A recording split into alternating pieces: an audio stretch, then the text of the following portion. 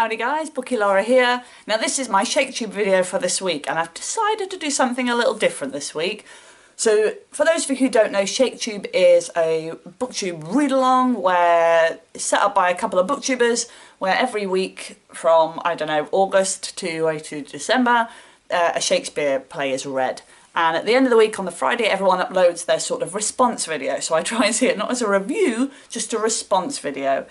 This week's play was King Lear. I originally intended to read King Lear in its original form and also to read another version of it to compare them. However, my life really got tipped upside down about a week ago and I just can't. I can barely achieve anything at the moment. So I just read this version of King Lear, which is it's a Manga Shakespeare. So this is sort of my response to that rather than to King Lear in general.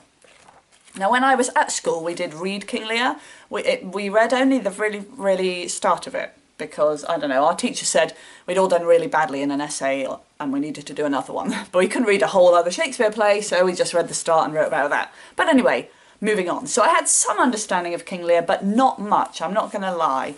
And I thought it would be a really cool idea to go for something a little bit different. I thought that maybe reading something more graphic novel-y would help me to process it and understand the plot before I went on to then read the traditional version, the original version. It really didn't achieve that for me. I found this very confusing. I didn't get along with it at all. It's a very strange setup, which I'll go into more detail about. And actually, in the end, I then, as well as my personal issues going on, I then, you know, really didn't feel at all enthusiastic about reading King Lear. So actually it did the complete opposite of what I expected it to. I hoped it would make me understand the plot better, but actually it just completely put me off.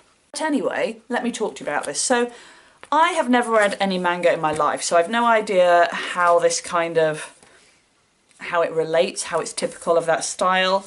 But from what I understand, it sets King Lear in kind of colonial America? Is that the right word? Probably not, but who cares? But basically, it's kind of set in a different era. It's not set in Shakespearean times.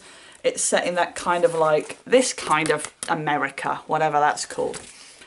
Yeah, and it just tells the story, and there are elements of it that I really liked. It tells it in a graphic novel version, and actually I can see that for a lot of people that is a really sort of interesting way of getting across key points and helping people to understand what was going on.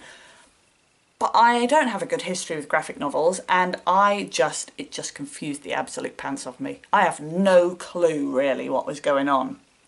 I think there's just too much that's sort of unsaid when you read a graphic novel version of anything. And when that comes to Shakespeare, I think that I need things to be said. Having them unsaid ain't working for me. I got through it.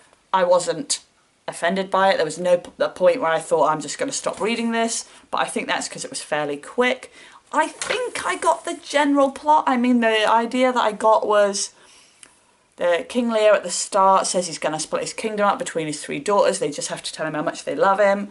One of them doesn't, so he's really annoyed with her and sort of sends her off. The other two do, and then they let him down royally, and then he seems to go mad. And then there's some other dude who just runs around naked in this book a lot. And then somebody gets their eyes gouged out. It was very violent. It was very tragic. It was very everything that I've come to expect from Shakespearean tragedies. But I think this version of it was just yuck for me. In a lot of ways, I wish that I had read the original version.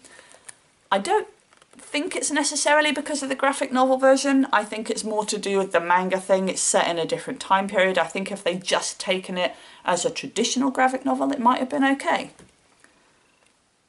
Like I said, I have no desire whatsoever now to read King Lear in its original form, and that's really such a shame. Having said all that, I can see that for teenagers or any individuals who actually enjoy manga as an art form, as a genre, then this would probably really work for them. And I can see it being a really good sort of entryway for people who aren't familiar with Shakespeare and to sort of get more into it. But I think it just didn't work for me, just personal preference. One thing that I did really like, however, was at the end it just did a plot summary, and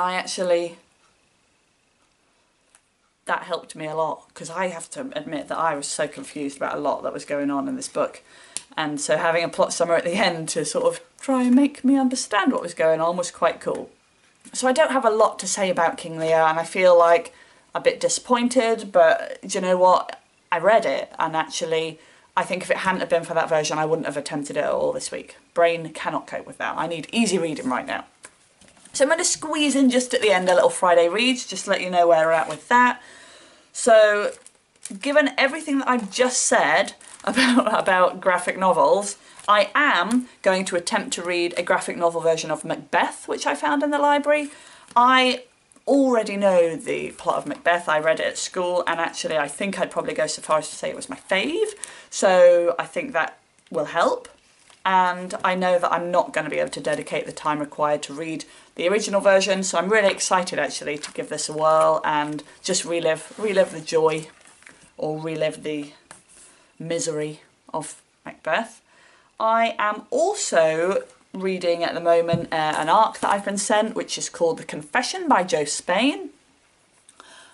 When I read the synopsis for this, it got me really excited, because it basically just says this: you find out who did it on the very first page. On the last page, you'll find out why. And I think that I like a good sort of crime thriller, and I thought just the whole idea of it I found quite intriguing. At the moment, I'm unsure. The start was a bit iffy, but I think it was supposed to be a bit iffy, and I'm now starting to get more into the mystery of what's going on, which is quite cool. And then last but not least, audiobook. I have started listening to The Kraken Wakes by John Wyndham. I'm a big fan of his, and it came up when I had an Audible credit, and I thought, oh, that's cool, I'll give that a read, because I've not listened to it before, I've not read it. I am a big fan of his, and I'm quite enjoying it. I mean, I listen to it in bed when I can't sleep, so I must admit that I lose track of the plot, but I've got it overall. So let me know what you guys are reading this week, and let me know if you're taking part in ShakeTube. I would also be really interested if anybody that has read manga before to sort of, you know, fill me in. Is that typical of manga, or am I missing the point? That would be cool. Thanks for watching, guys, and I'll see you next time. Bye bye.